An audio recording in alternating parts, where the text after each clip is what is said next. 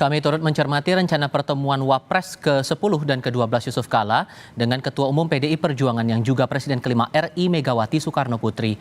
Meski belum membahas rinci waktu pasti pertemuannya, JK bilang rencana pertemuannya dengan Mega akan membahas kemajuan bangsa dan mencapai cita-cita negara demokratis. JK membantah pertemuannya akan membahas hak angket. Yusuf Kala pun menegaskan dalam pertemuan itu dirinya tak mewakili Partai Golkar, tetapi sebagai pribadi.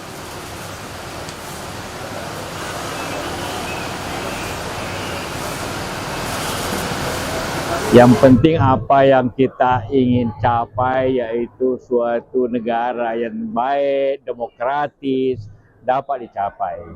Pak JK, tapi nanti jikalau bertemu menu utama yang akan dibahas apa sih Pak? Apakah nanti Pak JK mewakili sebagai Golkar bertemu PDIP atau Pak JK sebagai pengusung Pak Anies dengan pengusung Pak Ganjar begitu Pak? Sebagai Sukala. Sebagai Sukala berarti sebagai pendukung Anies dan tidak mewakili partai politik Pak JK? Sama sekali, apa urusan saya dengan partai politik? Apakah soal hak angket atau mungkin untuk kemajuan bangsa?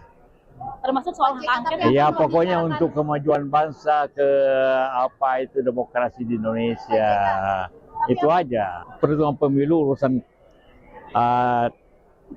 tim nasional masing-masing dan partai-partai belum sampai ke situ. Ya pertemuan dari hati ke hati sudah jalan. Apakah pertemuan Yusuf Kala dan Megawati Soekarno Putri bisa diartikan sebagai konsolidasi kekuatan pasca pemilu? Kami akan diskusikan bersama dengan para narasumber.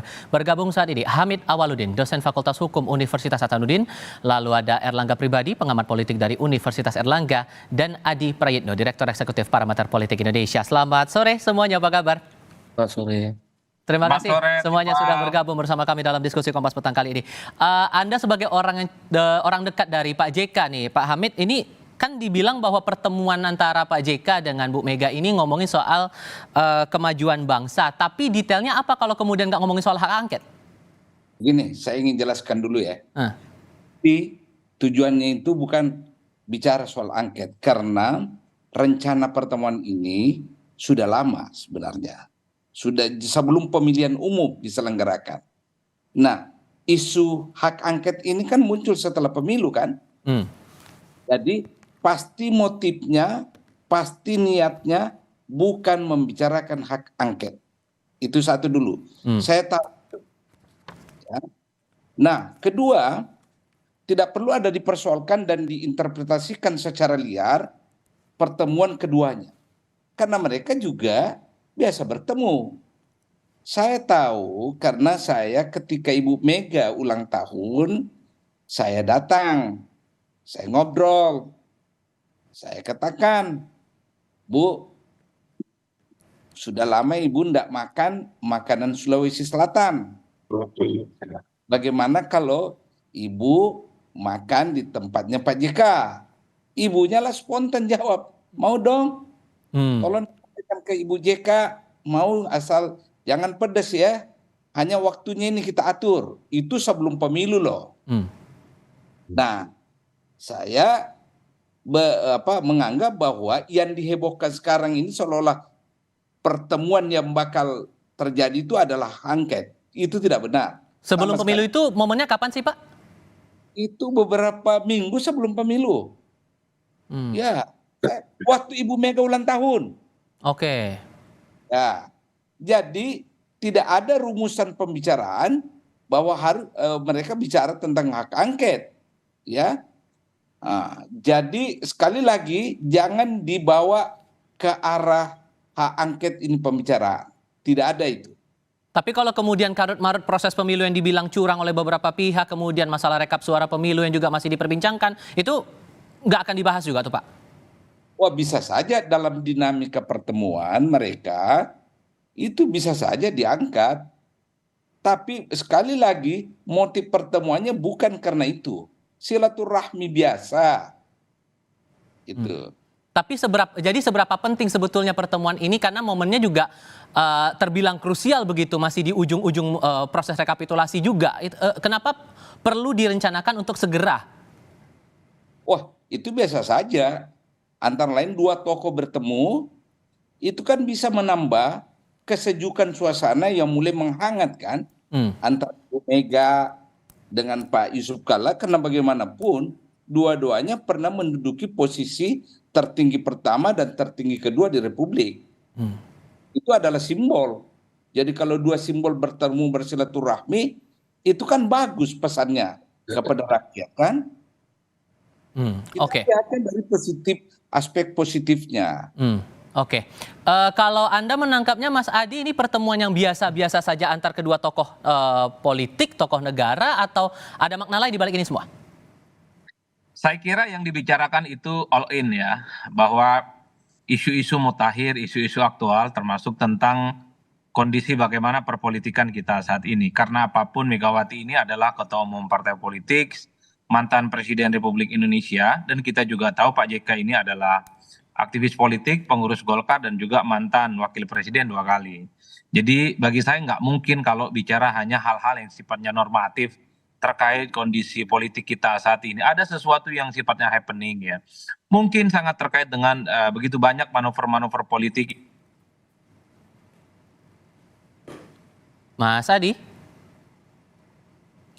Kami coba perbaiki komunikasi kami dengan Adi Praitno.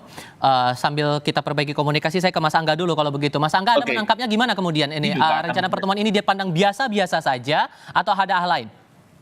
Iya, kalau saya lihat memang tujuannya seperti yang diutarakan oleh Pak JK itu untuk kemajuan bangsa, untuk demokrasi. Tapi dalam proses komunikasi, saya pikir hal-hal yang sangat penting yang kemudian sekarang menjadi isu aktual seperti misalnya hak angket, kecurangan, dan hal-hal yang lain tentu akan menjadi bagian dari perbincangan. Apalagi ini adalah dua elit utama dalam politik di Indonesia yang bertemu. Saya pikir hal-hal tersebut pasti mengalir menjadi bagian dari perbincangan gitu. Artinya bahwa kalau diutarakan bahwa pertemuan itu sudah dilakukan, sudah direncanakan sebelum pemilu, tentu bahwa perkembangan-perkembangan yang muncul saat ini pasca pemilu akan menjadi bagian dari perbincangan di antara Bu Megawati dan Pak JK. Oke, kalau melihat karakter dari Bu Mega sendiri, bagaimana ia akan menyikapi rencana pertemuan ini menurut Anda, Mas Angga? Kalau misalnya melihat dari karakter Bu Mega tentu akan sangat menyambut ya pertemuan tersebut, dan modelnya Bu Mega itu kemudian sangat peduli dengan isu-isu utama politik yang sedang berkembang. Apalagi ini terkait dengan tentunya problem-problem yang terkait dengan pemilu. Nah, tentunya akan menjadi salah satu isu utama yang menjadi concern perhatian dari Bu Mega itu sendiri. Dan saya pikir juga Pak JK juga seperti itu.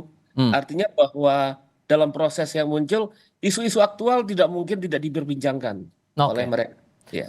Pak Idrus sempat bilang bahwa untuk pertemuan ini jangan bawa-bawa Partai Golkar. Jadi bisa dipastikan Pak Hamid bahwa Pak JK akan bertemu dengan Bu Mega tidak membawa atribusi sebagai bagian dari Partai Golkar? Sama sekali tidak. Yang sesungguhnya terjadi adalah sensitivitas orang-orang seperti Idrus. Ya, sama sekali tidak ada itu. Tidak membawa atribut atau mengklaim diri merepresentasi Partai Golkar pada saat pertemuan. Itu sensitivitas seorang Idrus aja itu. Tidak ada. Saya tahu dari awal ini. Oke. Sambil menambahkan penjelasan yang sempat terpotong tadi Mas Adi, seberapa besar kemudian efek dari pertemuan ini nanti kalaupun kemudian JK bertemu dengan Bu Mega tanpa embel-embel Partai Golkar? Ya, saya kira memang kalau kita mengacu pada pertemuan dua elit kunci di negara ini, Pak JK dan Mbak Megawati, tentu ada sesuatu yang krusial di negara ini. Misalnya terkait dengan kondisi demokrasi, termasuk juga soal fenomena munculnya neo-orba, tentang kualitas demokrasi kita yang tidak baik-baik saja. Dan pasti saja yang dibicarakan itu soal sirekap dan juga terkait dengan hak angket ya. Karena bagi saya sulit untuk tidak membayangkan Pak JK dan Bu Mega ini tidak bicara tentang politik kontemporer yang sangat mutakhir dan lagi happening. Oleh karena itu, bagi saya ini bukan soal PDIP dan elit Golkar yang bertemu, tapi menyangkut bagaimana elit-elit penting di negara ini, mantan presiden dan mantan wakil presiden, saya kira akan gelisah melihat kondisi politik kita yang menurut saya belakangan memang cukup mendapatkan atensi yang cukup serius, bukan hanya di kalangan politisi, tapi juga di pegiat-pegiat demokrasi, di kalangan aktivis dan para peneliti-peneliti kampus. Termasuk misalnya Mas, kan kita bisa membayangkan partai politik yang menurut saya versi quick count memang sangat sulit untuk lolos ke parlemen, tapi belakangan sehari 2 hari ini partai tersebut perolehannya cukup signifikan naik pesat dan sangat mungkin akan lolos ke parlemen. Anda nyinggung Hal-hal siapa yang itu? sangat- Partai apa itu? adalah partai politik tertentu. Saya kira Mas Tifal juga pura-pura tidak tahu ini. Cuman yang ingin saya katakan adalah ini bentuk keresahan ya antar elit di negara ini yang melihat potret pemilu dan kondisi demokrasi kita yang tidak baik-baik saja. Kenapa Indonesia yang sudah merdeka cukup lama, pemilunya demokratis ya, bahkan disebut sebagai pemilu paling mantap di dunia karena memang one day one election dilaksanakan secara serentak tapi damai. Tapi pada saat yang bersamaan kualitas pemilu dan demokrasi kita ini kan tidak terlampau bisa diharapkan, potensi kecurangan, mobilisasi aparatus-aparatus kekuasaan gitu ya dan seterusnya dan seterusnya. Jadi dalam konteks itulah saya memaknai bahwa pembicaraan Pak JK dan Bu Mega andai pertemuan ini dilakukan tentu sebagai upaya untuk bagaimana merenungi dan berbicara tentang Indonesia yang dalam tanda kutip ya harus dikembalikan kepada jalan yang benar. Oke. Ini kan yang ramai sebenarnya diperbincangkan. Nah, yang kedua harus dipersepsikan memang Mega dan Pak JK dalam konteks hari ini adalah tokoh politik yang memang harus dipersepsikan berada di luar kekuasaan politik ya secara naluriah dan secara chemistry. Oke. Karena apapun ketika Megawati berjarak dengan Pak Jokowi, ketika Pak JK mengusung Anies, ini adalah variabel yang bisa menegaskan sikap politik JK, sikap politik Mega ini akan berbeda secara diametral dengan kubu pemerintah yang belakangan ini memang dalam tanda kutip cukup merajalela kepentingan politiknya dan cukup vulgar dan cukup transparan. Oleh karena itu ketika dua tokoh ini bertemu penting untuk ditunggu apa sikap resminya. Yang jelas bagi saya hal-hal yang sifatnya mutakhir dan happening pasti dibicarakan. Sehingga bagaimana kemudian kita bisa membaca kekuatan politik antara JK dan Megawati dalam pertemuan ini dan mau memastikan juga nih kira-kira kalaupun betul jadi bertemu antara Pak JK dan Bu Mega, waktunya kapan dan di mana itu? Nanti kita akan diskusikan lagi usai jeda berikut ini. Kami masih mendiskusikan rencana pertemuan Yusuf Kala dan Megawati bersama dengan 3 narasumber, Hamid Awaludin, Erlangga Pribadi, dan Adi Praitno. Mas Angga, kalau kemudian Bu Mega benar akan bertemu dengan Pak Yusuf Kala nantinya, Anda memaknainya untuk arah kekuatan politik ke depannya bakal gimana nanti? Misalnya jadi bertemu tentu akan berakibat baik ya. Tentu akan mendorong pada hal yang positif penguatan demokrasi kita. Karena kita tahu sama-sama tahu bahwa baik Bu Mega ataupun Pak Yusuf Kala memiliki concern, memiliki perhatian terhadap demokrasi kita yang tadi sudah diutarakan oleh Mas Adi Praitno ini sedang tidak baik-baik saja, sedang mengalami pelemahan yang akut ya. Dan tentunya bahwa elit elit politik utama baik Bu Mega dan Pak JK, di mana apalagi Pak JK mengusung Anies Baswedan, Mas Anies, dan kemudian Bu Mega juga mengusung Mas Ganjar, tentu memiliki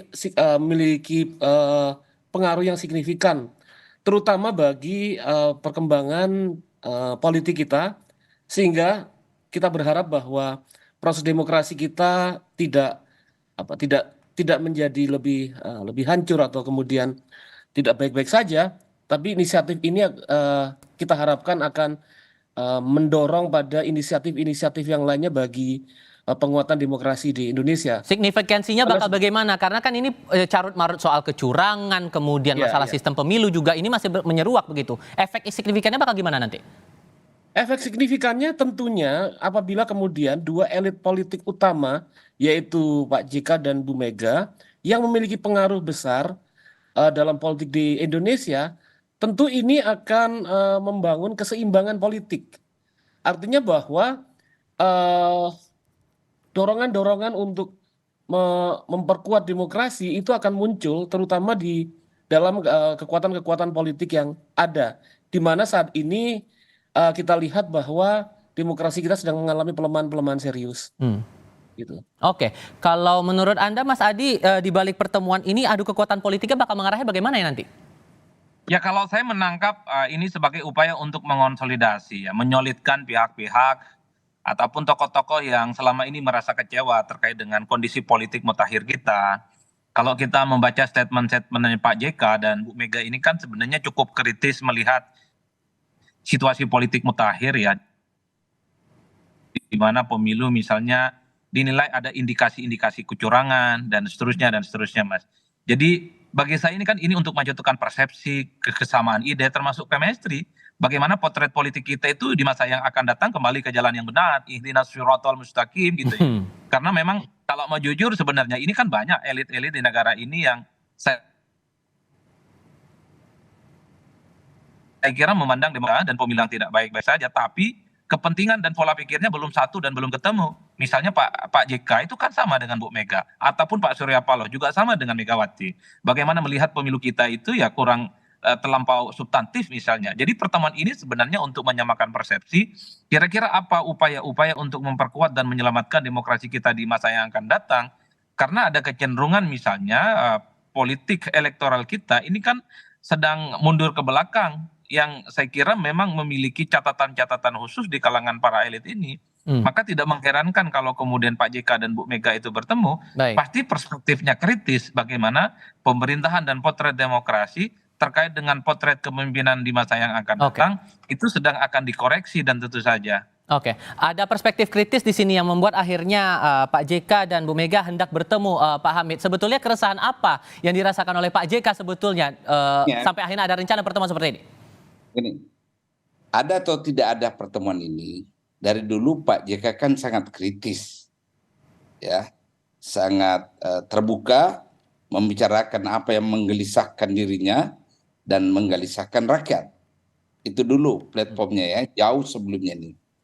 Bahwa keduanya bertemu, kalau Anda tanya saya sangat syukur karena akan memberi pesan moral kepada bangsa bahwa dua tokoh politik nasional ini yang memiliki pengalaman banyak dalam kehidupan berbangsa itu bisa bertemu, mungkin saling bertukar pikiran, sharing perasaan, satu yang masih berada dalam kekuatan real sebagai pimpinan partai, yakni PDIP, satu berada dalam posisi kekuatan moral, yakni Pak Yusuf Kalla, berdasarkan pengalaman empiriknya, berdasarkan pikiran-pikirannya. Itu bagus kalau kita pertemukan.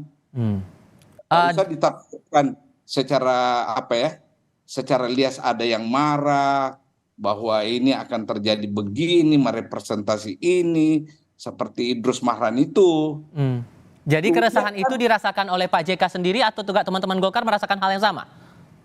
Saya kira dari dulu Anda kan lihat sikap-sikap Pak JK kan, mulai persiapan pemilu misalnya, ya sudah bicara macam-macam dalam konteks ingin mengatakan mari kita bernegara, tegakkan konstitusi, jalankan pemilu dengan benar dan baik. Itu jauh sebelum pemilu beliau sudah sangat kritis.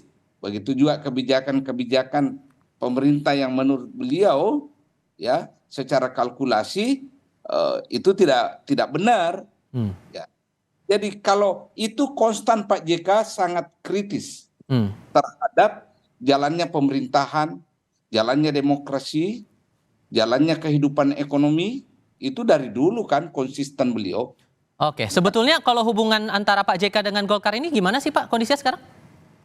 Ya, saya kira begini, banyak orang ya, ada orang tertentu yang mengatakan Pak JK kehilangan pengaruh di Golkar.